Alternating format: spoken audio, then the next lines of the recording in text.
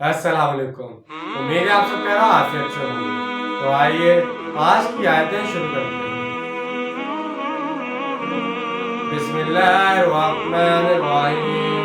वलौ तरा इज़ यतवफ़्फ़ल-लज़ीन कफ़रुल मलाइकतु यज़रिबूना वजूहहुम व अदबारहुम वज़ुक़ू अज़ाबल हरीक़। शुरू अल्लाह के नाम से जो बड़ा मेहरबान निहायत रहम करने वाला है।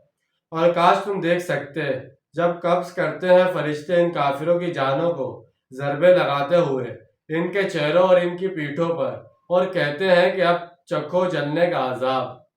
ज़ालिका बिमा क़द्दमत अयदीकुम व अन्नल्लाह लैसा बिज़ल्लामिन लिल-अबीद।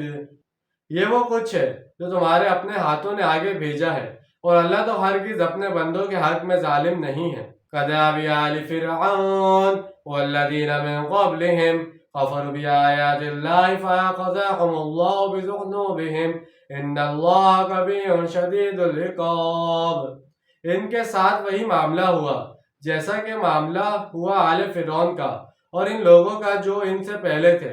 इन्होंने अल्लाह की आयत का कुफ़र किया तो अल्लाह ने इन्हें पकड़ लिया इनके गुनाहों की पादाश में। आले फ़िरौन से पहले कौम शुएब अलैहिस्सलाम थी, कौम शुएब अलैहिस्सलाम से पहले कौम लूत अलैहिस्सलाम, इनसे पहले कौम समूद, इनसे पहले कौम आद और इनसे पहले कौम नूह अलैहिस्सलाम थी। इन सारी कौमों के अंजाम के बारे में हम सूरह अल-आराफ में पढ़ चुके हैं। यकीनन अल्लाह कवी है और सज़ा देने में सख्त है।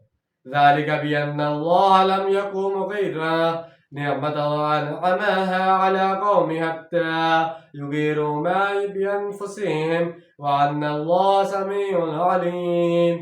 ये इसलिए कि अल्लाह का ये तरीका नहीं कि कोई नेमत जो इसने किसी कौम को दी हो इसमें तग़यीर करे जब तक कि वो कौम अपनी अंदरूनी कैफियत को मुतअज़्ज़िम ना कर दे, और ये कि अल्लाह सब कुछ सुनने वाला जानने वाला है।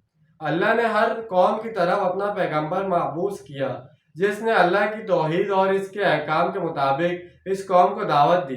पैगंबर की दावत पर लब्बैक कहने वालों को अल्लाह ताला ने अपनी नेमतों से नवाजा, इन पर अपने इनामात और एहसानात की बारिशें की। फिर अपने पैगंबर के बाद इन लोगों ने आहिस्ता आहिस्ता कुफ्र और ज़लालत की रविश इख्तियार की और तौहीद की शरह को छोड़कर शिरक की पटगंडियाँ इख्तियार कर ली, तो अल्लाह ताला की नेमतों ने भी इनसे मुंह मोड़ लिया।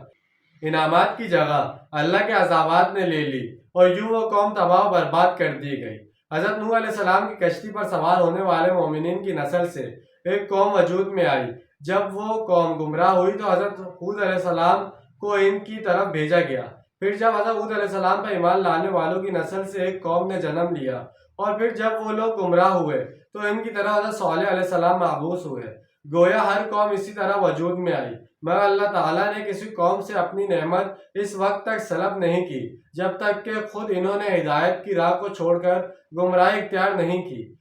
ये मजमून बाद में सूरह अल-रअद आयत 11 में भी आएगा। मौलाना ज़फ़र अली खान ने इस मजमून को एक खूबसूरत शेर में इस तरह ढलाया है: खुदा ने आज तक इस कौम की हालत नहीं बदली, ना हो जिसको ख्याल आप अपनी हालत के बदलने का। इस फलसफे के मुताबिक जब कोई कौम मेहनत को अपना शआर बना लेती है तो इसके ज़ाहिरी हालात में महबूस तब्दीली आती है और यूं इसकी तकदीर बदलती है। सिर्फ खुश फहमियों और दुआओं से कौमों की तकदीरें नहीं बदला करती, और कौम चूंकि अफराद का मजमूआ होती है इसलिए तब्दीली का आगाज़ अफराद से होता है।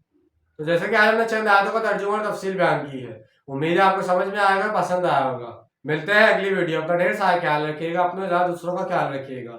जब तक के लिए अल्लाह हाफिज़, फ़ी अमान अल्लाह।